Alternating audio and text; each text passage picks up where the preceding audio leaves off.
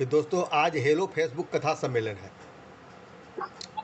और कथा सम्मेलन में हम कम से कम 6-7 लोगों की कहानियाँ सुनते हैं अतिथियों के साथ साथ। निवेदन मात्र इतना ही है कि आप जो भी कहानी पढ़ेंगे वो प्रकाशित हो या अप्रकाशित हो, आपकी मौलिक होनी चाहिए। और कहानियाँ, उस कहानी को आप कहानी पढ़ने के बाद आप पटल पर अवश्य डाल दीजिए। बहुत कुछ लोग हैं पता नहीं पटल में कैसे मिटा दे रहे हैं, जो भी मैसेज आ रहा है, कहानी आ रहा है, हम उसको नोट नहीं कर पा रहे हैं। लाइक तो आप लोग उस अपने अपने पटल पर डाल दीजिएगा। ग्रुप में डालने की ज़रूरत नहीं है, आप हमारे व्हाट्सएप नंबर पर डाल दीजिएगा अपनी फ़ोटो के साथ। इन कहानियों का उपयोग हम कभी कभी राजीव बिहार के कथा विशेषांक में करते हैं या कभी कभी कहानियों की पुस्तक में भी कर सकते हैं।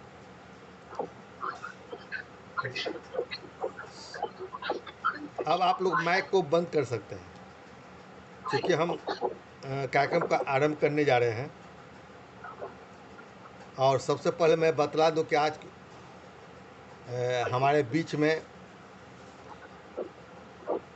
जो सदैव हमारे साथ रहे सहकर्मी के रूप में तर्पण अखबार के सह संपादक डॉक्टर अनुज प्रभात, वरिष्ठ कथाकार, आज के हमारे मुख्य अतिथि हैं। हम तो सभी को आमंत्रित करते हैं, कभी कभी अपने लोगों को भी लेते हैं, दूसरे लोग को भी लेते हैं। दूसरा अपना का मतलब ये है कि हमारे ग्रुप से जो बाहर के लोग हैं उनको भी आमंत्रित करते हैं। तो जो लोग आमंत्रित होना चाहते हैं आते हैं। ज़बरदस्ती तो साहित्य में किसी को घसीटा नहीं जा सकता। साहित्य तो स्वयं सृजन के लिए हमें प्रेरित करती है। हम उसको उत्प्रेरित कर सकते हैं, लेकिन कर्म तो करना पड़ता है आप लोग को ही। हमें खुशी है कि ऋचा वर्मा और डॉक्टर अनुज प्रभा जो बहुत ही सक्रिय रूप से हमारे तर्पण अखबार से जुड़े हुए हैं। इस बार का तो तर्पण अखबार आप लोग देखोगे बहुत बढ़िया आया है। आप लोग के परिश्रम का ही फल है कि इसे पूरे देश भर में ई अखबार होने के बावजूद काफ़ी सराही जा रही है, साहित्यिक के पन्ना होने के कारण। तो आज के जो हमारे मुख्य अतिथि हैं डॉक्टर अनुज प्रभात, वरिष्ठ कथाकार है और इनकी कई कहानियों की पुस्तकें इनकी प्रकाशित हुई है, जिस पर कुछ लघु फिल्में भी बनी है। लेकिन इनके हाल में जो एक पुस्तक आई है उल्लेख, तर्पण में जो नियमित स्तंभ चलता रहा है, समय के शिलालेख पर या इस तरह का कुछ नाम है। तो उस पुस्तक समय की रेत पर जिसका लोकार्पण अभी हमने ही किया है दिल्ली में, बड़ा भव्य तरीके से हुआ। उसमें कई गणमान्य लोग दिल्ली के उपस्थित हुए। चूँकि पुस्तक दिल्ली से प्रकाशित हुई थी इसलिए वहाँ लोकार्पण होना ज़्यादा बेहतर रहा। वहाँ के साहित्यकार लोग जो यहाँ नहीं आ सकते थे, वहाँ पर सुभाष नीरव जैसे प्रतिष्ठित रचनाकार उसमें शामिल हुए, संतोष तिमिर जैसे लोग आए, कई प्रमुख लोग वहाँ, चंदन आए और भी कई प्रमुख रचनाकार लोग वहाँ उपस्थित हुए। तो सबसे पहले उनकी पुस्तक के इस लोकार्पण पर उनको बहुत बहुत बधाई देते हैं। और पुस्तक भी इंडिया नेट बुक से आई है दिल्ली से, काफ़ी सुंदर तरीके से प्रकाशित हुई है। उनकी इस पुस्तक को काफ़ी लोगों ने सराहा है। तो हमने सोचा कि चलो इसी बहाने हम आज मुख्य अतिथि के रूप में डॉक्टर अनुज प्रभात को आमंत्रित करते हैं। और उन्होंने एक कहानी जो इधर हाल में लिखा है, बिल्कुल जीवंत कहानी है। हम तो सप्ताह भर चलाते हैं पाठशाला के नाम पर, एक विधा के रचनाएँ आमंत्रित करते, उसमें कई कहानियाँ आई। मुझे इस बार उनकी कहानी सबसे अच्छी लगी, इसलिए नहीं कि हमारे मित्र हैं, कई लोगों ने उनकी कहानियों को सराहा भी है।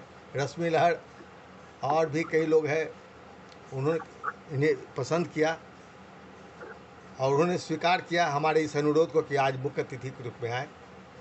तो आज आए हैं, उनको बहुत बहुत धन्यवाद इस मंच पर उपस्थित होने के लिए। आज की जो अध्यक्षता कर रही हैं हमारी वरिष्ठ कथा लेखिका हैं वंदना सहाय। वंदना सहाय अध्यक्षता करने के लिए बहुत कम लोग जल्दी तैयार होते हैं, पता नहीं क्या भय होता है, कह नहीं सकते हैं। लेकिन हम तो यह जिम्मेदारी इसलिए देते हैं, और चाहे तो हम अपने आप में सब कुछ है, मैं आपको बतलाता हूँ, चाहे कमज़ोर रहे या पूरा रहे, लेकिन हिम्मत रखते हैं कि हम चाहे तो अध्यक्षता भी कर सकते हैं, मुख्य अतिथि भी बन सकते हैं, संयोजन भी कर सकते हैं, संचालन भी कर सकते हैं और करते रहे हैं। लेकिन हम चाहते हैं कि आप सबकी सहभागिता हो, आप लोग भी इसे अपना मंच समझें, आप लोग को कुछ सीखने का प्रेरणा मिले, इसलिए हम आप लोगों को आमंत्रित करते हैं। लेकिन आप लोग इस भय को हटाइए कि अध्यक्षता क्या होता है, कोई बहुत बड़ी बात नहीं है। जिस तरह एक पाठक, सबसे कठिन काम होता है पाठकों की नज़र से गुजरना और वहाँ सफल हो जाना। समीक्षकों आलोचकों की नज़र से गुजर कर सफल हो जाना बहुत बड़ी बात नहीं है। उसका तो एक गुट बन गया है, जो समीक्षक जिसको चाहेगा उछाल देगा, जिसको चाहेगा गिरा देगा। लेकिन पाठक को अपने ओर सम्मोहित करना बड़ा आसान काम नहीं है। प्रेमचंद को यदि रेणु को और प्रेमचंद को यदि प्रेमचंद और रेणु बनाया तो पाठक ने बनाया, कोई समीक्षक आलोचक ने नहीं। तो इसलिए हम वंदना सहाय को बहुत बहुत धन्यवाद देते कि उन्होंने अध्यक्षीय भूमिका को स्वीकार किया। वंदना सहाय मंच पर है ना? हाँ, मंच पर तो है। हाँ, आपका हार्दिक स्वागत है वंदना सहाय। और इनका जन्म 29 नवंबर को ही है। ये स्नातक प्रतिष्ठा प्राणी शास्त्र स्नातकोत्तर में किया है। अच्छी पढ़ाई लिखाई है। आई कहानी, लघुकथा, कविता, हाइकू, गजल, व्यंग, बाल साहित्य एवं आलेख तमाम विधाओं में लिख रही। सबसे बड़ी बात है कि लिखी नहीं है, इस उम्र के इस मुकाम पर अब भी उतनी ही सक्रिय है। ये आश्चर्य की बात है। लेखन तो सब लोग करते हैं। हमारे समय के 40 साल पहले कई लेखक जो हमारे साथ आए थे, आज उसमें से 10% लोग भी नहीं रह गए हैं। सब थक गए या हार गए या संघर्ष से थक कर अलग हो गए। तो लेखक का ये काम थोड़े है कि आप अपनी खाली प्रशंसा बटोर लिए, दो चार कहानी छप गया उसका बैठ गए। अपनी अंतिम सांसों तक जो अपने सृजन को जिंदा रखता है, सही में वही जीवंत लेखक है। क्योंकि आप अपने अनुभव को देख लीजिए। प्रेमचंद हो, जब हम नाम एक उदाहरण में लेते हैं, रेणु हो या कोई भी साहित्यकार हो, कोई भी अमर साहित्यकार हुआ या जीवंत साहित्यकार हुआ है, जीवन के अंतिम सांसों तक उन्होंने कलम को कभी नहीं छोड़ा है। प्रेमचंद तो कहते हैं कलम ही हमारा हथियार है, तब बिना हथियार का हम लेखक हो कैसे सकते हैं। इसीलिए हम वंदना सहाय को बहुत बहुत धन्यवाद देते हैं कि उम्र के इस मुकाम पर भी बहुत सक्रिय है। उनकी कहानियाँ ढेर सारी पत्रिकाओं में, अच्छी पत्रिकाओं में प्रकाशित हो रही है। इसलिए वंदना सहाय धन्यवाद के पात्र हैं। हम उनका क्या परिचय देंगे। आज का गगनांचल, भाषा स्पंदन, साक्षात्कार, अचरा, दिशा, शोध, अभिनव प्रयास, अंतिम जल, साहित्य, जितनी सरस्वती, सुमन, मैंने पत्रिकाओं का फेयर लिस्ट है। नई पुरानी तमाम पत्रिकाएं जिनमें उनकी रचनाएं बड़ी सम्मानपूर्वक प्रकाशित हुई है। हमें खुशी है कि वह हमारे बीच के हैं, हमारे मित्र हैं, हमारे मंच से जुड़े हुए हैं और सतत आज भी उनकी पुस्तकें प्रकाशित हो रही है। उनकी पुस्तकें अभी हाल में भी प्रकाशित हुई। ये हमारा सौभाग्य है कि उनकी पुस्तकों पर मेरी कलाकृतियाँ भी वो पसंद कर रही है, उस पर छाप रही हैं। ये उनका बड़प्पन है, आत्मीयता है कि मेरी चित्र का आकर्षण हम नहीं कर सकते, लेकिन उनकी पुस्तक में हमारी कलाकृति का आना अपने आप में एक सम्मान और पुरस्कार है। और उनकी पुस्तकें बहुत जल्दी आने वाली है।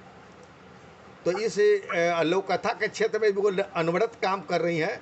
नई सदी की धमाका सहोदरी, सोपान सहोदरी लोककथा, कई लोककथाओं को बंगला, राजस्थानी, मैथिली, भोजपुरी, नेपाली, पंजाबी, मराठी, इन भाषाओं में इनकी लोककथाएँ अनुदित हुई है। अब सोच सकते हैं कि एक लेखक केवल हिंदी में अपने को जमाने के लिए कितनी मेहनत करता है। और वंदना सहाय इन तमाम भाषाओं में उनकी लोककथाएँ आ रही है। तो हम उनको बहुत बहुत धन्यवाद देते हैं। और इससे ज़्यादा परिचय नहीं देना चाहेंगे, नहीं तो हम लोग कहानी ही नहीं सुन पाएंगे। ये उनकी यह परिचय ही कहानी बन जाएगी।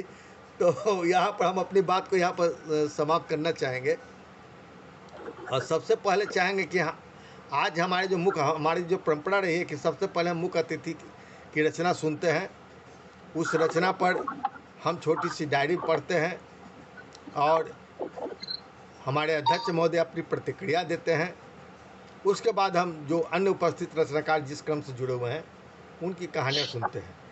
हमने जैसा अनुरोध किया है, सभी लोगों ने कहा है कि हम छोटी छोटी कहानियाँ पढ़ेंगे, 10-10 मिनट का पढ़ेंगे, तो कम से कम 6-7 रचनाकार तो हमारे शामिल हो ही जाएंगे।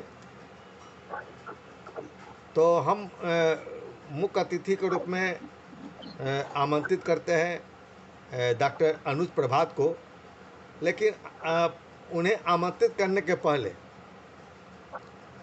उनकी कहानी के प्रति आपकी एक नई सोच बन सके, मैं अपनी छोटी सी प्रतिक्रिया दूंगा। ऐसे तो मैं डायरी पढ़ता हूँ, डायरी नहीं पढ़ूंगा। छोटी सी प्रतिक्रिया दूंगा जो कि मैंने दिया है, उसके बाद आप इनकी कहानियों को आप सुने। कहानी सच्ची हो, सच्ची घटना पर आधारित हो या फिर काल्पनिक हो। बहुत से लेखक हैं काल्पनिक लिखते हैं, लेकिन लगता है कि ये तो यथार्थ है। यही तो लेखक की जीवंतता है कि काल्पनिक पे यथार्थ लगे, और यथार्थ तो यथार्थ होता ही है। उसको तो अब बहुत सी कहानियाँ यथार्थ लिखते हैं और लगता है ये तो काल्पनिक है, तो वहाँ पर वह कमज़ोर पड़ जाती है।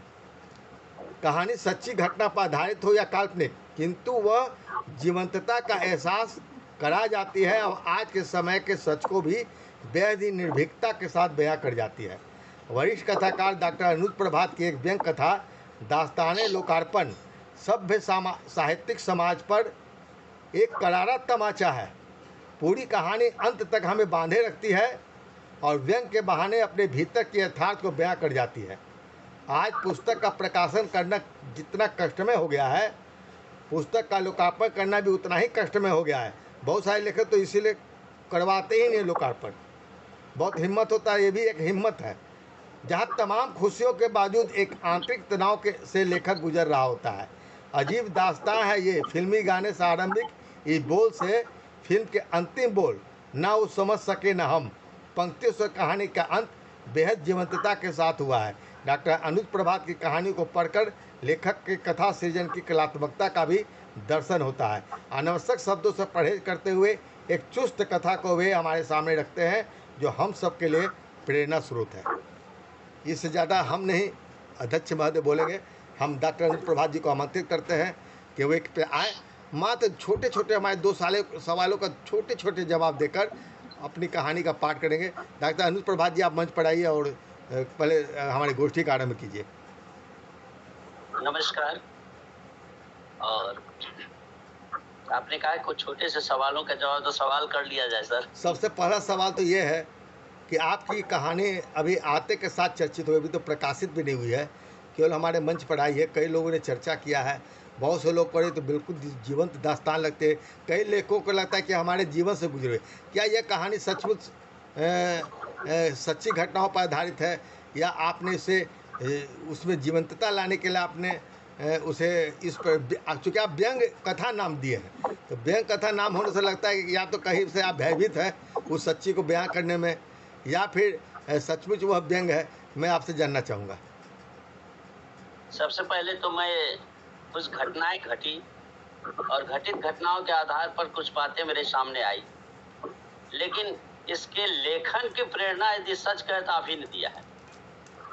अचानक आपने कहा कि कुछ विषय ऐसे आए हैं जो कि लगता है जो कि लोगों को पुस्तकें छप जाती है, लेकिन लोकार्पण की परेशानी भी होती है।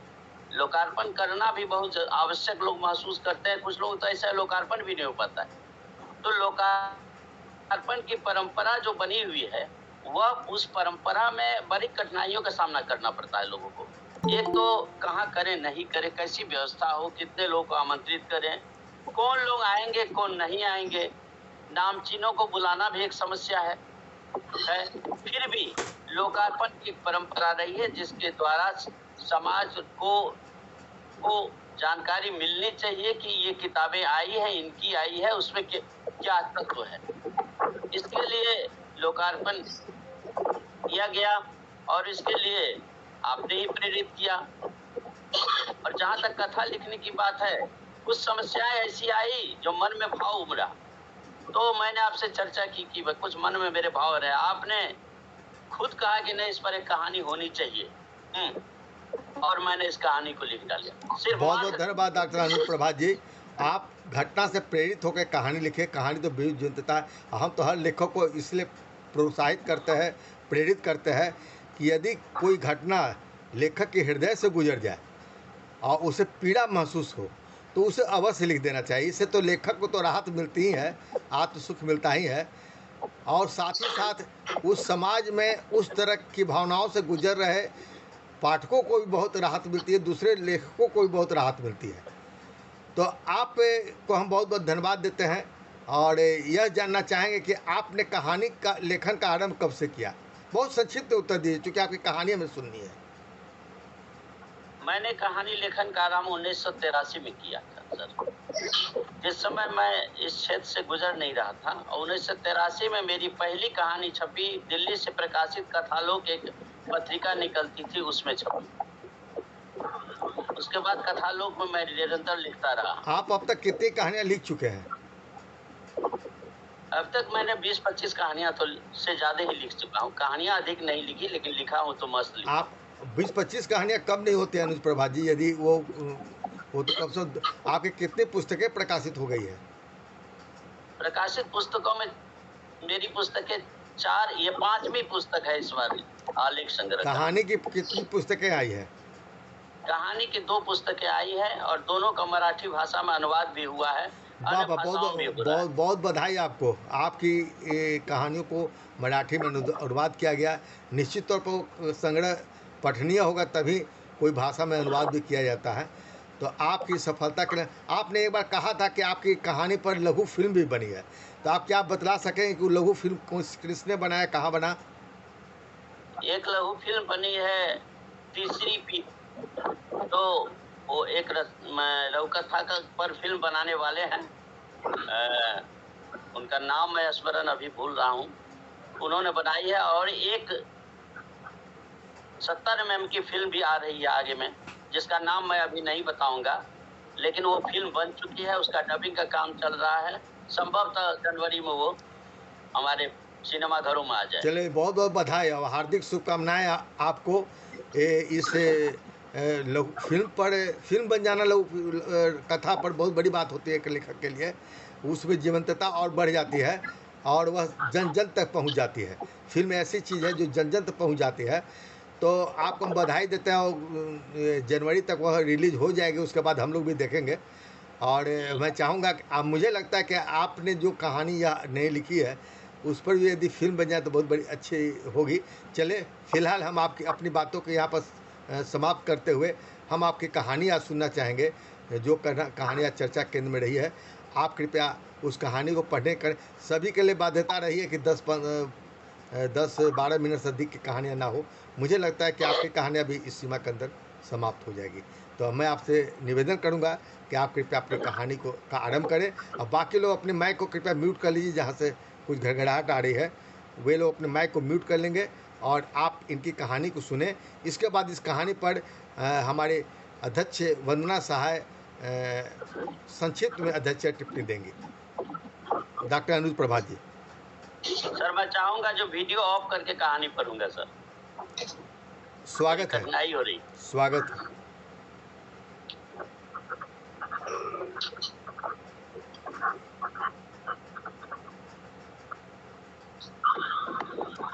वंदना सहाय जी, अपना माइक को बंद कर लीजिए।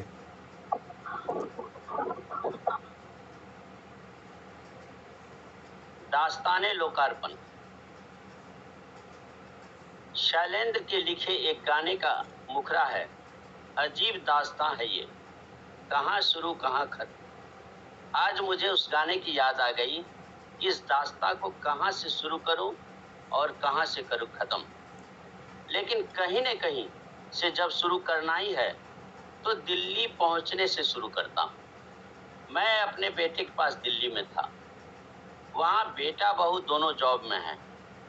बहुत दिनों से घर नहीं जा पाने के कारण उन लोगों ने ही टिकट बनाकर हम दोनों पति पत्नी को ही बुलवा लिया था। यहाँ आने के बाद मुझे स्मरण हुआ कि मेरी पुस्तक जो प्रकाशक के पास यहाँ पड़ी है, क्यों न उस पर दबाव बनाया जाए ताकि वह शीघ्र प्रकाशित हो सके। ये बातें मन में आते ही मैंने अपने मित्र सिद्धेश बाबू को फोन लगा दिया। ट्रिन ट्रिन ट्रिन घंटी के साथ सिद्धेश बाबू की आवाज आई।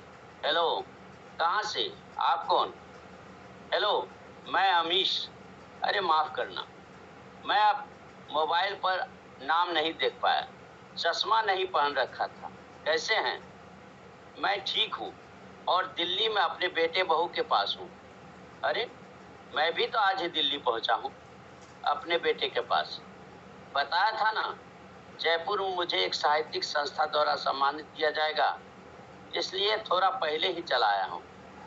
चलिए, आप भी यहीं है तो और भी अच्छी बात है। मेरी वह किताब जो पिछले महीने में आने वाली थी अब तक यही है, तो क्यों ना प्रकाशक के यहाँ जाकर उसे देख लिया जाए। संजय बाबू से मेरी बात नहीं हो पा रही।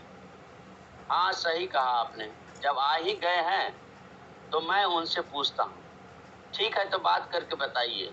यदि कहेंगे तो मैं भी चलूँगा। नहीं, मैं ही चला जाऊँगा। वैसे भी मुझे अपनी दूसरी पुस्तक की पांडुलिपि भी देनी है। बात हो गई, मैं निश्चिंत हो गया। उसी शाम उन्होंने मैसेज किया कि संजय बाबू वैसे तो अस्वस्थ हैं, फिर भी उन्होंने कल 11 से 12 बजे का समय दिया है। लेकिन मैं सोचता हूँ जयपुर से सम्मानित होकर आ जाऊं, तब जाऊं, तब बेफिक्र होकर बातें कर पाऊंगा। और हाँ, आपकी पुस्तक लगभग तैयार है। 2-3 दिन में उनके कार्यालय में आ जाने की संभावना है। तो ये मेरे लिए सबसे अच्छी खबर है। आप जाएंगे तो देख भी लेंगे। बात यही समाप्त हो गई। लेकिन मैं चित्त से अस्थिर हो गया। सोचने लगा, क्या ही अच्छा होता यदि किताब का लोकार्पण दिल्ली में ही हो जाता। मैं अपने मन की बातें घर के लोगों को बताई। सब ने कहा, ये बातें आपको अपने मित्र से करनी चाहिए। हम लोग तो कहेंगे तो स्थान आदि की अन्य सारी व्यवस्थाएं कर देंगे। हाँ, लेकिन आएंगे तो नामचीन साहित्यकार लोग ही, और उनके संबंध वे कहीं ज्यादा बेहतर सोच सकते हैं। आप तो वर्षों बाद यहाँ हम लोग की वजह से आए हैं। उनका आना जाना, मिलना जुलना लगा रहता है, इसलिए कहीं अधिक लोग उन्हें जानते पहचानते होंगे। आपको तो केवल नाम से जानने वाले लोग होंगे। केवल नाम से जानने से नहीं होता, घनिष्ठता निरंतरता से बनती है। मुझे भी लगा कि बात सही है। दास्ताने दूसरा दिन। सुबह उठते ही मैंने सिद्धेश जी को फोन लगा दिया। उनकी एक आदत है कि एक बार में फोन नहीं उठाते हैं। ऐसा जानकर नहीं करते, बल्कि नामचीन चित्रकार और साहित्यकार होने के कारण वे या तो चित्र बना रहे होते हैं या फिर कुछ लिख रहे होते हैं। करीब 1 घंटे बाद उनका फोन आया। बोले, एक पत्रिका के आवरण पृष्ठ के लिए चित्र बना रहा था, इसलिए उठा नहीं पाया। कहिए, और क्या हालचाल है? सब ठीक है, आराम ही आराम है। तभी मन में विचार आया कि जब किताब आ ही रही है तो क्यों न यहीं दिल्ली में लोकार्पण करवा लें। आप भी यहीं है तो इस अवसर का मैं लाभ उठाना चाहता हूँ। हो सकता है? जब आपने सोच ही लिया है तो क्यों नहीं हो सकता? यह तो अच्छी बात है, पर किताबा तो हाथ में आ जाए। कोई संदेह है? आपको तो बोले हैं 2-3 दिन में आ जाने की बात, और फिर आपको जयपुर आने जाने में भी 3-4 दिन लग ही जाएंगे। उसी हिसाब से समय निर्धारित करते हैं। एकाएक तो नहीं हो पाएगा, व्यवस्था में भी तो समय लगेगा। आने वाले साहित्यकारों की स्वीकृति भी लेनी होगी। अच्छा ठीक है, मैं सोच कर बतलाता हूँ, और किताब के संबंध में संजय बाबू से भी कन्फर्म किए लेता हूँ। ठीक है, लेकिन सब आप पर निर्भर है। दास्ताने तीसरा दिन। सिद्धेश जी का फोन आया। उन्होंने बताया कि संजय बाबू से बात हो गई है, किताब मिलना निश्चित है। अब बात लोकार्पण की है तो सोचता हूँ किससे कहूँ जो उसमें समय देकर व्यवस्था में सहयोग कर सके। वैसे किस तारीख को रखा जाए? मुझे भी जल्द वापस जाना है। 3 तारीख को महालया आरंभ हो रहा है। इससे पूर्व भी इसी माह में रख लेते, 29 तारीख ठीक रहेगा। 29 तारीख को तो मैं लौटने की सोच रहा हूँ। ऐसा कीजिए, 22 को रख लीजिए। उस दिन रविवार भी है, और जिनसे व्यवस्था के लिए आग्रह करूंगा उन्हें भी सुविधा होगी। फिर ठीक है, तय रहा। आप ही तय करो कि किसको यह भार देना होगा। आर्थिक व्यय की चिंता उन्हें नहीं करनी पड़ेगी। कोई इतना ही हमारे लिए कर दे, यही बहुत है। चलिए सोच कर किसी को बोलते हैं, सिद्धेश जी बोले, और फोन कट। दास्तान चौथा दिन। सिद्धेश जी का फोन आया। अमीर जी, यहाँ एक अच्छी लेखिका है, रजनी भारद्वाज। आप तो जान ही रहे हैं, अपने अखबार में भी उनकी रचनाएं आती है, और आप सह संपादक होने के नाते देखते भी होंगे। मेरी उनसे बात हो गई है। उनके घर के आसपास ही किसी महिला मित्र का मकान है, उसमें बड़ा सा हॉल है, वह वैसे ही मिल जाएगा। बस कार्यक्रम के बाद साफ सफाई के लिए किसी को बोलना होगा। मैं समझ गया वो क्या कहना चाह रही है, इसलिए बीच में ही हस्तक्षेप कर मैंने कह दिया, जो व्यय होगा हम कर देंगे, लेकिन कार्यक्रम सीमित व्यय में ही हो, इस बात पर ध्यान रखेंगे। अब आप भी स्वयं से उन्हें फोन कर दें, मैं नंबर भेज देता हूँ। मैं निश्चिंत हुआ। मुझे खुशी थी कि लोकार्पण दिल्ली में होगा, यहाँ के नामचीन साहित्यकारों की उपस्थिति में होगा। रात कट गई। दास्ताने 5वां दिन। सुबह मैंने फोन लगाया। हेलो हेलो जी, आप कौन? उधर से मधुर आवाज सुनने को मिली। हेलो, मैं अमीश। सिद्धेश जी से बातें हुई होंगी मेरी पुस्तक के लोकार्पण के संबंध में। जी हाँ, अब उनकी बात है तो मैं ना नहीं बोल सकती हूँ ना। देखती हूँ, कुछ लोगों से बात करती हूँ, फिर आपको सूचित करती हूँ। ठीक है, लेकिन मैं 29 से पहले वाले रविवार को चाहता हूँ, इसलिए 29 को सिद्धेश्वर जी भी निकल जाएंगे और 30 को मेरा भी वापसी का टिकट है। बेहतर होता है 21-22 को कर लेते हैं, मैंने कहा। दरअसल मैं संस्था से जुड़ी हूँ, इसलिए सोचती हूँ लोकार्पण का कार्यक्रम संस्था के बैनर तले हो जाए। संस्था के बैनर तले होने से साहित्यकारों की उपस्थिति अच्छी होगी और एक लोकार्पण भी आकर्षण भी होगा। हो सकेगा तो आज शाम ही संस्था के लोगों से चर्चा करती हूँ। ओके कहकर मैंने फोन काट दिया और सिद्धेश जी को मैसेज कर जानकारी दे दी कि रजनी भारद्वाज जी से बात हो गई है। वे किसी संस्था के बैनर तले लोकार्पण की बात कह रही थी।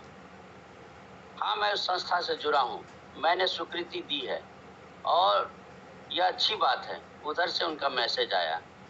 दास्ताने 6ठा दिन। रजनी जी इनका फोन आया और उन्होंने बताया कि संस्था के लोगों से बात हो गई है। 22 तारीख को 2 से 5 का समय रख लेते हैं। लोकार्पण के साथ कवि सम्मेलन भी कर लेते हैं। मेरी सिद्धेश जी से बात हो गई है, वे भी चाहते हैं कि लोकार्पण के साथ एक कवि सम्मेलन हो जाए। कवि सम्मेलन के नाम पर कविगण आने से मना नहीं करेंगे। यहाँ मेरी इच्छा है कि आगंतुक साहित्यकारों का सम्मान शॉल और बुके देकर किया जाए, साथ ही नाश्ता आदि का खर्च होगा। ठीक है, सम्मान तो होना ही चाहिए। बुके का स्थान पर माला की व्यवस्था करते तो ठीक रहता। नाश्ता चाय पानी तो जरूरी है, यह तो सामान्य व्यवहारिकता है। ऐसा करें, व्यय संबंधित अनुमानित सूची बनाकर भेज दें। वैसे जब किसी के घर में हो रहा हो तो उसमें बहुत अधिक लोगों के लिए स्थान नहीं हो पाएगा। यह सब आप देख लें। हाँ, साहित्यकार बंधु कितने होंगे इसकी तैयारी आपको करनी है। और है, हाँ, मैं किसी बड़े बजट में जाना नहीं चाहता। मितव्यता भी जरूरी है और व्यवहारिकता भी। ठीक है, शाम को या कल बताती हूँ। Phone cut. शाम को ही फोन आया। मैं अपनी एक सहेली के साथ कपड़े की दुकान पर बैठी हूँ। शॉल पसंद कर लिया है, कितना पीस ले लेंगे? 10 तो आपने बोला ही था, 15 ले लीजिए। 1-2 अधिक रहेंगे तो ठीक रहेगा। वैसे मुझे भी 5 की आवश्यकता है व्यक्तिगत काम के लिए, मैं वहां से ले लूंगा। ठीक है, बिल में मोल भाव करा के आपको दुकानदार का फोन पे नंबर भेजती हूँ। कुछ ही देर बाद 2800 रुपये बिल के फोन पे का मैसेज मिला और मैंने पेमेंट भेज दिया। पेमेंट के बाद मन में भाव आया, चलो एक काम तो हो गया। दास्ताने 7वां दिन। रजनी जी का फोन आया। मैंने 10 बुके की बात कर ली है। बोल तो 200 की दर से रहा था, लेकिन 150 में की दर से पेमेंट की बात हो गई है। पेमेंट कर देंगे। वैसे आपने बात कर ली है तो कोई बात नहीं, फूल का माला कर लेती तो अच्छा होता। वैसे बुके भी हर तरह के होते हैं, कोशिश कीजिए 100 में ही हो जाए। आप नंबर दे दीजिए, एडवांस मैं किए देता हूँ। नहीं, अभी नहीं देना है, बुके लेकर आने पर वहीं पेमेंट कर देंगे। रजनी जी, ऐसा करिए कि आप अपना नंबर पे फोन नंबर दे दें। बार बार इस दुकान उस दुकान का फोन करने से बेहतर होगा आपको ही मैं 3-4 हजार रुपया भेज देता हूँ। वैसे अच्छा था आप सभी के साथ बात कर एक बार ही खर्च का बजट भेज देती तो मैं सीधे आपको ट्रांसफर कर देता। नहीं, मेरा कोई नंबर नहीं है। कल नाश्ते वाले से बात कर लूंगी, कम से कम 30 पैकेट के लिए बोल देती हूँ। मैं वहाँ जाऊँगा तो बात करके आपको बताऊंगे। आप 500 रुपये एडवांस कर देना। ठीक है, आपको जैसा उचित लगे। आप इतनी मेहनत कर रही तो मेरे लिए ही बहुत बड़ी बात है। Phone cut. दास्ताने 8वां दिन। नाश्ता वाले के यहाँ से उनका फोन आया। मैंने नाश्ते की बात कर ली है। एक समोसा, एक इमरती, एक बर्फी, कुल 1500 रुपये होते हैं। मैं नंबर भेज रहा हूँ, आप 500 एडवांस कर दो। गोया कि 50 रुपया प्लेट, और उसमें सिर्फ एक समोसा, एक इमरती, एक बर्फी। मैं मन ही मन रेट का हिसाब लगाने लगा कि यहाँ का दर मिठाई, समोसे आदि क्या है, कितने मिलते हैं। यहाँ घर में बच्चे लोग ही मंगाते हैं, लाते हैं, तो कभी मैंने पूछा नहीं। मुझे तो अपने शहर की याद है जहाँ 10 रुपये में समोसे और 12 रुपये में रसगुल्ले मिल जाते हैं। इमरती के स्थान पर जिलेबी मिलते हैं। अंतर क्या है? घुमावदार चक्कर का ही जलेबी का परिष्कृत रूप। सोचते हुए मैंने एडवांस के 500 रुपये भेज दिए। दास्ताने 9वां दिन। मैसेज आया, आप अपने लोगों की सूची भेज दो। कितने लोग आएंगे? मैंने लिखा, सिद्धेश जी से बात कर लें। मेरी ओर से एक साहित्यकार और एक प्रशासनिक पदाधिकारी होंगे। साथ में हम पति पत्नी बेटा बहू होंगे, यानी कि कुल 4 और 2, कुल मिलाकर 6 जने होंगे। और हाँ, कार्यक्रम की अध्यक्षता सिद्धेश जी करेंगे। मैंने अपनी ओर से उपस्थित होने वालों की संख्या और अध्यक्षता के बारे में मन की बातें बता दी। लेकिन अध्यक्षता के लिए तो मैंने पुरुषोत्तम जी को और मुख्य अतिथि के लिए सागर जी को बोल दिया है। अब मैं उन्हें कैसे मना कर सकती हूँ? जब कोई सूची बनी ही नहीं तो इस विषय पर पहले से चर्चा कैसे होती? और फिर आपको सिद्धेश जी से विचार विमर्श कर लेना चाहिए था कि कौन अध्यक्षता करेगा, कौन मुख्य अतिथि होगा और कौन कौन विशिष्ट अतिथि। मुझे उनके इस मनमाने रवैया पर थोड़ा क्रोध आ गया। चूंकि बातें चैट में हो रही थी, इसलिए मेरे चेहरे का भाव वो पढ़ नहीं सकती थी। इसलिए पुनः लिखा, आप सिद्धेश जी से बात कर लें कि उन्हें किन किन को किस रूप में आमंत्रित किया है, इसकी जानकारी लेकर बैनर बनवा लें। Phone cut. मैंने सिद्धेश जी को फोन लगाया, सारी बातें बताई। अमीश जी, नाराज मत होइए। एक महिला होकर इतना कुछ कर रही तो करने दीजिए। मैं अपने साहित्यिक मित्रों की सूची भेज देता हूँ और विशिष्ट अतिथि रूप में किनका नाम बैनर पर देना है मैसेज कर देता हूँ। मैं भी मैसेज कर देता हूँ कि लोकार्पण में आपका नाम दे दे और मेरे एक साहित्यकार, एक प्रशासनिक पदाधिकारी विनय कुमार का नाम भी बैनर पर विशिष्ट अतिथि के रूप में डाल दें। आगे वे कुछ बोले नहीं, फोन कट गया। दास्ताने 10वां दिन। बैनर की फोटो व्हाट्सएप पर आ गई। अध्यक्षता में पुरुषोत्तम जी और मुख्य अतिथि सागर जी के नाम के साथ लोकार्पण में सिद्धेश जी का नाम था। शेष मेरे और सिद्धेश जी के अनुसार विशिष्ट अतिथि थे, लेकिन बैनर में कई अशुद्धियां थी। मैंने शुद्ध करते हुए लिखा, आप हिंदी की लेखिका हैं, आपको अशुद्धियों से बचना चाहिए। लोग पढ़ेंगे तो दोष आपको देंगे। इसे शुद्ध करवा लीजिए और सिद्धेश्वर जी को भी बैनर का फोटो भेज दीजिए। तभी अचानक सिद्धेश जी का फोन आया। उन्होंने पूछा, आप प्रकाशक के यहाँ नहीं गए? किताब ही नहीं होगी तो लोकार्पण कैसे होगा? मैंने तो जयपुर जाने से पहले बोल दिया था किताब लाकर रख लीजिएगा। जी, मैंने आपको बताया नहीं। संजय बाबू को मैंने फोन लगाया और व्हाट्सएप मैसेज भी किया। पूछा भी कि अब और कितने बजे आऊं, लेकिन कोई जवाब नहीं मिला। फिर मैंने सोचा आपको तो अपनी पुस्तक की पांडुलिपि देने जाएंगे ही, लोकार्पण के लिए कुछ पुस्तकें भी ले लीजिएगा। वैसे भी मैं फिजिकली पाँव से थोड़ा वीक हूँ। कभी मैंने बताया नहीं, पर अकेले जाना दिल्ली से गाजियाबाद मेरे लिए संभव नहीं होता। आप तो पास ही में हैं। अच्छा ठीक है, मैं ही ले लूँगा, और नहीं होगा तो कार्यक्रम के एक दिन पहले रजनी जी के यहाँ भी चला जाऊँगा, कार्यक्रम स्थल भी देख लूँगा, अपने आने वालों के लोकेशन भी तो देनी होगी। बात समाप्त होगी। दास्ताने 11वां दिन। रजनी जी का मैसेज आया, उसमें खर्च का ब्यौरा था। खर्च में शॉल, बुके, नाश्ता का तो था ही, उन्होंने बैनर का 400, माइक का 150 और टेबल कुर्सी 350, कुल 6,715 का हिसाब बताया था। मैं हिसाब देकर शेष राशि के लिए मैसेज कर दिया, आपको फोन पे तो है नहीं, इसलिए भेजना संभव नहीं है। ऐसा करते हैं, सिद्धेश जी जाने वाले हैं, उन्हें को बोल दूंगा, वे दे देंगे। जी ठीक है, उधर से जवाब आया। दास्ताने 12वां दिन। सिद्धेश जी का फोन आया, आज मैं संजय बाबू से मिल आता हूँ, उनके आने की बात फिर से कर लूँगा। वैसे बात तो पहले हो ही चुकी है, परेशानी यह है कि उन्हें मुख्य अतिथि के लिए बोल रखा है, अब विशिष्ट अतिथि में नाम चला गया है, लेकिन वे इतने अच्छे हैं कि समस्या बतलाने पर समझ जाएंगे। हाँ, लोकार्पण के लिए कितनी प्रतियां लेनी है? मैं समझता हूँ कम से कम 15 प्रति तो होनी ही चाहिए, और फिर इससे अधिक लाने में आपको कठिनाई भी होगी। अच्छा, मैं देख लूँगा। आप संजय बाबू को तुरंत पैसे का भुगतान कर देंगे। किताब छप गई है और 1 पैसा भी उन्होंने नहीं लिया। सर, इसमें मेरी गलती नहीं, बार बार कहने पर उन्होंने अकाउंट नंबर नहीं दिया।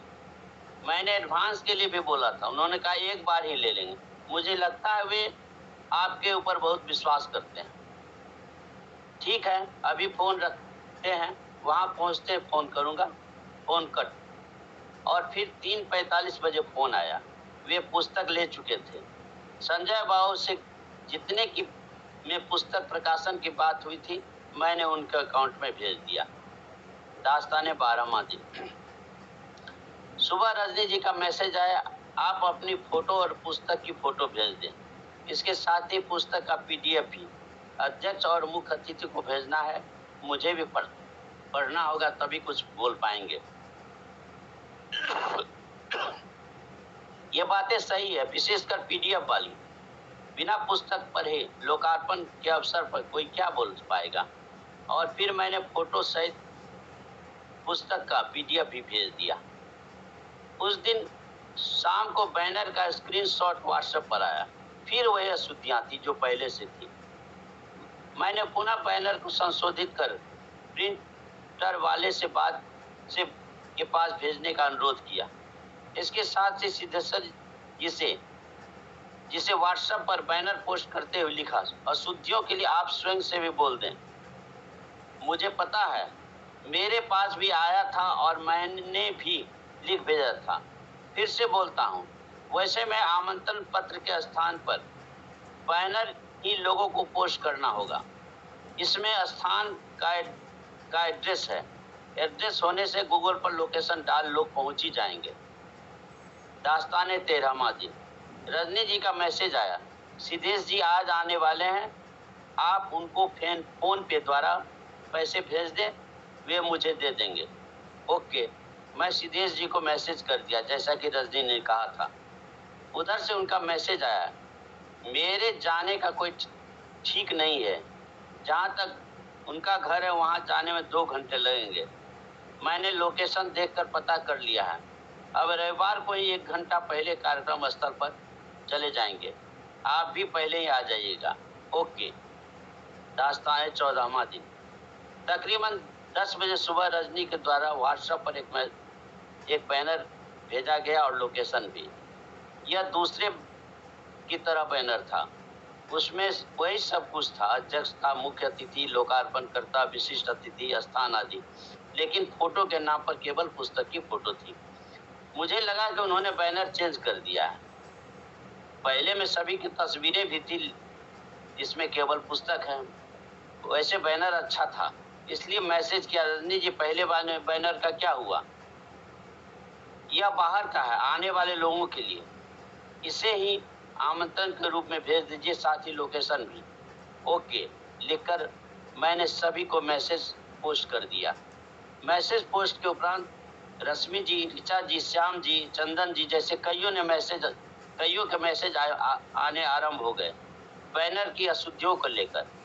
मैंने सबको मैसेज कर दिया कि मुझे पता है, लेकिन बार बार सुधार के लिए बोलने के बावजूद सुधार नहीं हो पाया है। अब चर्चाएं बंद हो गई। इसके तुरंत बाद सिद्धेश जी का फोन आया, बैनर देख लिया? जी यह बाहर का है, बाहर भीतर की बात नहीं कर रहा हूँ जी, मैं समझ रहा हूँ आप क्या कहना चाहते। खैर क्या कर रहे हैं? कल के अखबार का प्रूफ आया है, थोड़ा चेक कर लीजिए। और किसी काम में फंसा हूँ सर, अभी मैं खाटू श्याम जाने के रास्ते में हूँ। किसी और को बोल दीजिए, स्वयं ही समय में निकाल लीजिए। यह प्रोग्राम कब बन गया और कैसे जा रहे हैं? कब तक लौटेंगे? कल आपकी किताब का लोकार्पण भी है। प्रोग्राम रात में ही अचानक बन गया। मेरी श्रीमती जी ने बेटे से चर्चा की, उसने ओला बुक कर दी। दर्शन करके रात तक लौट आएंगे। यहाँ से कितना समय लगता है जाने में? गाड़ी का खर्च कितना आ रहा है?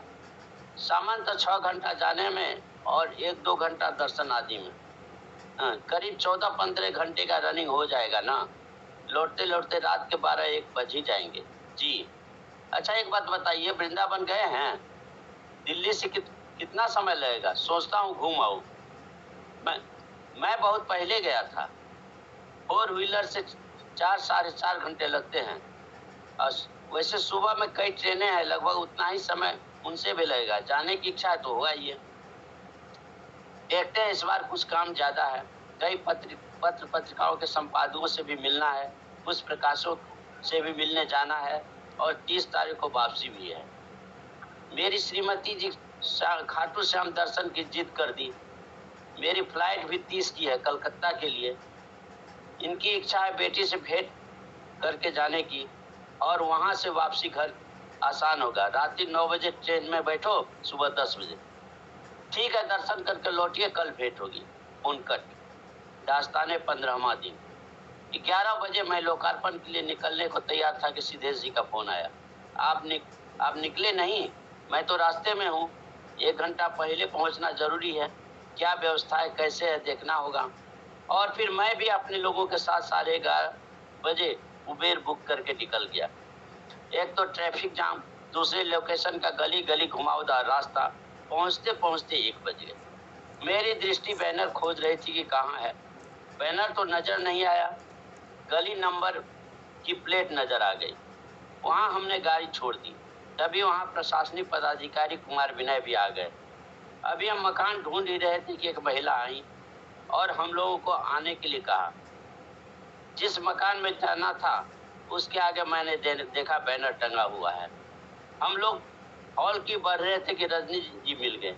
नमस्ते के आदान प्रदान के साथ उन्होंने कहा, आप लोग चलिए, मैं सागर जी एवं अन्य मेहमानों को लेकर आती हूँ। पुरुषोत्तम जी और सिद्धेश जी आ गए।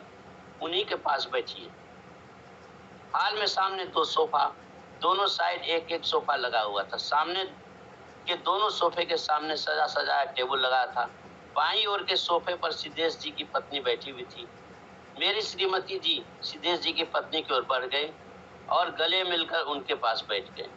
मैंने सामने के दूसरे सोफे पर साथ आए प्रशासनिक पदाधिकारी कुमार विनय जी को बिठाया और स्वयं पुरुषोत्तम जी की ओर बढ़ गया। उनसे परिचय हुआ, उन्होंने पास बिठा लिया। बगल में सिद्धेश जी थे। उनसे भी विलंब होने के कारण संबंधित बातें होने लगी।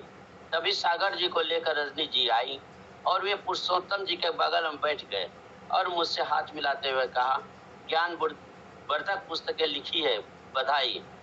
इससे पूर्व पुरुषोत्तम जी ने भी पुस्तक के लिए बधाई दी थी। धीरे धीरे लोग आने लगे। समय सामने लगभग 20-25 कुर्सियां लगी थी। आने वालों में सभी सिद्धेश जी द्वारा बुलाए गए साहित्यकार थे। रजनी जी के द्वारा बुलाए गए लोगों में केवल 4 ही थे, अध्यक्ष, मुख्य अतिथि के अलावा एक हास्य कवि और एक प्रकाशक। शेष कुछ महिलाएं थी जो उनका सहयोग कर रही थी। सिद्धेश जी ने रजनी जी को इशारे से बुलाया और पूछा, आपकी संस्था के लोगों को नहीं देख रहा हूँ और न ही अन्य साहित्यकारों को। साहित्यकारों को आप बुलाने वाले थे ना, इसलिए मैंने किसी को कहा नहीं। संस्था के कुछ लोग का घर बहुत दूर है और कुछ लोगों ने रविवार होने के कारण कुछ काम होने का बहाना बना माफी मांग ली। आसपास के कुछ लोगों को ही बुला लेती, व्यवस्था आपके हाथ में थी और मैंने तथा अमीश जी ने अपनी सूची तो भेज दी थी, वे सारे आ गए हैं। खैर छोड़िए, आए हुए प्रशासनिक अधिकारी विनय जी किसी तरह 1 घंटे का समय निकाल कर आए हैं। हम लोगों के कारण जितने में हैं उतने में कार्यक्रम शुरू कर दीजिए। सिद्धेश जी के चेहरे पर नाराजगी स्पष्ट दिख रही थी। नहीं, और लोग हैं ना, महिलाएं भी हैं, आती रहेंगी। मन संचालित कर हुए कार्यक्रम की शुरुआत करें। रजनी जी ने कार्यक्रम की शुरुआत की। सबसे पहले सभी लोगों का परिचय देते हुए अमीश जी के हाथों उपस्थित साहित्यकारों का शॉल और बुके से सम्मानित करवाया। प्रशासनिक पदाधिकारी सहित वे कुल 9 थे। इसके बाद उन्होंने अन्य में 1 प्रकाशक और 3 सहयोगी महिलाओं को भी किन्हीं के हाथों सम्मानित करवा दिया। अंत में सिद्धेश जी ने मेरी और अपनी पत्नी के हाथों रजनी जी को शॉल और अपना बुके देकर सम्मानित करवा दिया। तत्पश्चात सिद्धेश जी के द्वारा सबके हाथों में पुस्तक दे देकर समय का लोकार्पण हुआ। तालियों की गड़गड़ाहट गूंजी।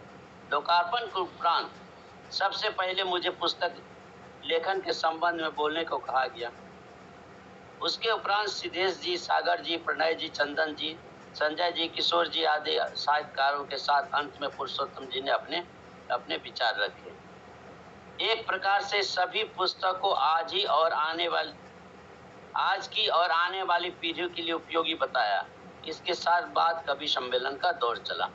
कवि सम्मेलन के बाद धन्यवाद ज्ञापन के साथ कार्यक्रम के समापन की घोषणा की गई। सभी सिद्धेश जी से और मुझसे विदा ले लेकर जाने लगे। तभी हमने देखा कि रजनी जी किसी पुस्तक को लेकर पुरुषोत्तम जी और सागर जी के साथ फोटो खिंचवा रही हैं। जब सिद्धेश जी से नजरें मिली तो उन्हें भी बुलाकर एक पुस्तक देते हुए फोटो खिंचवा ली। मेरी परेशानी यह थी कि उनका पेमेंट बाकी था, जबकि मैंने आते ही अब उनकी पर्ची के आधार पर बकाया राशि भुगतान करने की कोशिश की, पर उन्होंने लिया नहीं। वे बोली, पहले कार्यक्रम हो जाने दीजिए, बाद में ले लूंगी। अब कार्यक्रम समाप्त हो चुका था, सभी विदा हो चुके थे। अंत में सिद्धेश जी भी विदा हो गए। उन्होंने चलने के लिए भी कहा। मैं अपनी मजबूरी बता उन्हें विदा कर दिया। अब रजनी जी और उनके साथ के कार्यकर्ता थे। मैंने बाकी पैसे निकाल कर दिए तो वे कई और हिसाब गिनाने लगे। उन्होंने कहा, बैनर वाले से बात हुई थी 400 में, उसे 900 रुपये देने पड़े। चाय में 500 खर्च हो गए, पानी में 200, कुल मिलाकर 1400 रुपये और देने होंगे। लेकिन चाय पानी तो मेरे मुंह से अचानक निकल गया। नहीं हो सका ना, सोचा था घर में बनवा लूंगी, लेकिन बाहर से मंगाना पड़ा। आप पानी का 200 रुपये कम दे दीजिए। मेरा पुत्र बगल में खड़ा सब कुछ सुन रहा था। उसने अपने पर्स से 1400 के 1400 का भुगतान कर दिया और कहा, पानी भी तो आपके घर में का नहीं है ना आंटी। और हम निकल गए। मेरी श्रीमती जी सब सुन रही थी। उन्होंने बेटे से कहा, तुम्हें ऐसे नहीं बोलना चाहिए था। मम्मी वो भी तो लेखका की तरह पेश ना आकर व्यापारी की तरह पेश आ रही थी। फिर मैंने 200 रुपये पानी के पैसे की छूट की बात क्यों की? मैंने कहा, चलो छोड़ो इन सब बातों को, कार्यक्रम सफल हो गया, मेरे लिए इतना ही काफी है। बातें समाप्त हो गई। हम लोग खाते पीते घर पहुंच गए। दास्ताने में 16वां दिन। सुबह कई अखबारों में छापा, अमीश जी की पुस्तक का लोकार्पण, वर्तमान और नई पीढ़ी के लिए उपयोगी। पुरुषोत्तम जी, लोगों के मैसेज आने शुरू हो गए, बधाइयां आनी शुरू हो गई। लेकिन तभी मेरी नजर अखबार में छपे एक छोटे समाचार पर गई। छपा था रजनी भारद्वाज की पुस्तक बूंद बूंद का लोकार्पण। साथ में तस्वीरें थी पुरुषोत्तम जी और सागर जी के साथ रजनी भारद्वाज की, और पीछे के बैनर में केवल लोकार्पण शब्द लिखा था। लेकिन शैलेंद्र जी की गीत की पंक्ति कहाँ खत्म, ये खत्म का सवाल अभी था ही। दास्ताने 17वां दिन। मैसेज, भाई साहब, मैंने कई बार फोन किया, आपने उठाया नहीं। मैं दिल्ली से बाहर हूँ। माइक वाले से हमारी बात हुई थी, तब 150 रुपये के लिए कहा था। आज मेरे पति से 1000 रुपये लेकर गया है माइक का किराया। यदि हो सके तो 1000 रुपये ट्रांसफर कर दे। और मुझे स्मरण हुआ ही गाने की मुखरी मुखरी की अगली पंक्ति, ये मंजिलें हैं कौन सी न वो समझ सके न हम। ये दास्ताने लोकार्पण कहानी डॉक्टर अनुज प्रभात ने पढ़ा। हालांकि कहानी बहुत लंबी थी, इसको हम अलग से सुनते तो और ज़्यादा अच्छा लगता। रात का समय है, समय बहुत हो चुका है, लेकिन हमारे मुख्य अतिथि है, उनके लिए तो सब माफ़ है। और इस कहानी में मुझे लगता है कि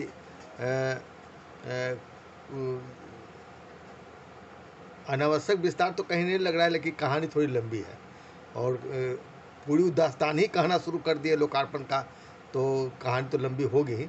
लेकिन यह प्रत्येक लेखक के अंतर मन को झकझोर कर रख देती है कि एक लोकार्पण के पीछे किस किस सिर्फ शब्दों से लेखक नहीं गुजरता, बल्कि वह कई तरह की समस्याओं से भी गुजरता है। तब एक पुस्तक का सिर्फ प्रकाशन है और उसका लोकार्पण, जितनी जिद्दोजहद लगती है पुस्तक के प्रकाशन में, उससे अधिक जिद्दोजहद लोकार्पण में नहीं लगता, जिससे लगभग हर लेखक गुजर रहे होंगे। चलिए मैं देखता हूं कि हमारे आज के अध्यक्ष वंदना सहाय जी इस पर क्या अपनी अध्यक्ष टिप्पणी देती है। समय बहुत हो चुका है, मैं चाहूँगा कि संक्षिप्त में ही अपनी अध्यक्ष टिप्पणी दे वंदना सहाय जी। और इसके बाद मैं अनुरोध करूँगा सभी लेखकों से कि वे पहले देख लें कि छोटी कहानी हो और 10-12 मिनट के अंदर ख़त्म हो, और ताकि हम अधिक से अधिक कथाकारों को शामिल कर सकें। अध्यक्ष महोदय वंदना सहाय जी। जी नमस्कार।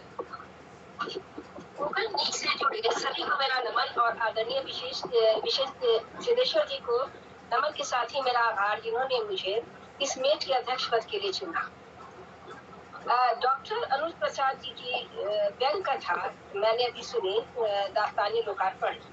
यह आजकल के बिल्कुल सामयिक सटीक है, जो इस ओर इंगित करता है कि आजकल के लोगों ने कैसे पढ़ने लिखने के क्षेत्र को भी व्यवसाय में पढ़ने लिखने क्षेत्र में व्यवसाय का जाल फैला रखा है। इस कहानी में हम देखते हैं कि कैसे आजकल लेखकों को अपनी पुस्तक के लोकार्पण पर कैसी कैसी मुसीबतों का सामना करना पड़ रहा है। लोकार्पण में यह बात बहुत मायने रखती है कि लोकार्पण किसी बड़े शहर में हो, उनमें बड़े बड़े साहित्यकार आए। इस कथा में हम यह भी देखते हैं कि कैसे अमीश जी सिद्धेश बाबू को फोन कर उन्हें अपनी किताब के लोकार्पण के लिए ढूंढते हैं, क्योंकि उनकी पकड़ साहित्य की दुनिया में दूर दूर तक है। सिद्धेश जी रजनी जी को फोन करते हैं, जो कि एक लेखिका है और स्थानीय है। उन्होंने स्वयं को कई संस्थाओं से भी जोड़ रखा है। सिद्धेश जी और अमीश जी रजनी जी के लोकार्पण की जिम्मेदारी सौंपकर निश्चिंत हो जाते हैं, पर उन्हें कहाँ मालूम था कि रजनी जी ने साहित्यिक आयोजनों को भी व्यापार बना रखा है। वे किसी प्रकार का पे फोन नहीं रखती हैं, ताकि कल होकर उन पर किसी प्रकार के लेन देन का आरोप नहीं लगे। वे आयोजनों की चीजों का खर्चा पहले कम बताकर फिर बाद उन्हें ज्यादा बताती हैं, जिन्हें अपनी मर्यादा रखने के लिए अमीश जी को देना होता है। शायद यहाँ निर्लजता शब्द का इस्तेमाल करना अशोभनीय नहीं होगा। जब वे मित्र के घर में हुए आयोजन के लिए चाय पानी के नाम पर भी पैसों की मांग करती है, और पैसे के जब बेटे के टोके जाने पर वो कहती है कि 200 रुपये आप चाहे तो नहीं दे सकते हैं। बैनर पे इन अशुद्धियों का उनको ध्यान नहीं रहता है। ऐसा लगता है जैसे उन्होंने अपनी सारी मेधा शक्ति को पैसों के लेन देन में खर्च कर दिया है। गिरावट की पराकाष्ठा तब दिखती है जब अखबार के समाचार में रमेश बाबू के लोकार्पण की खबर तो छपती है, पर साथ ही एक छोटी सी खबर भी छपती है, जिसमें रजनी जी की किताब के लोकार्पण की खबर होती है, जिनमें वही गणमान्य व्यक्ति होते हैं जो रमेश जी के लोकार्पण में अतिथि रूप के आए थे। यानी रजनी जी ने अमीश जी के खर्चे पर ही अपने लोकार्पण का खर्च भी निकाल दिया था। इस व्यंग की कथा को पढ़ यह लगता है कि क्या साहित्य के नाम पर व्यापार हो रहा है? क्या साहित्य रचने के लिए भी जुगाड़ और सौदेबाजी जरूरी है?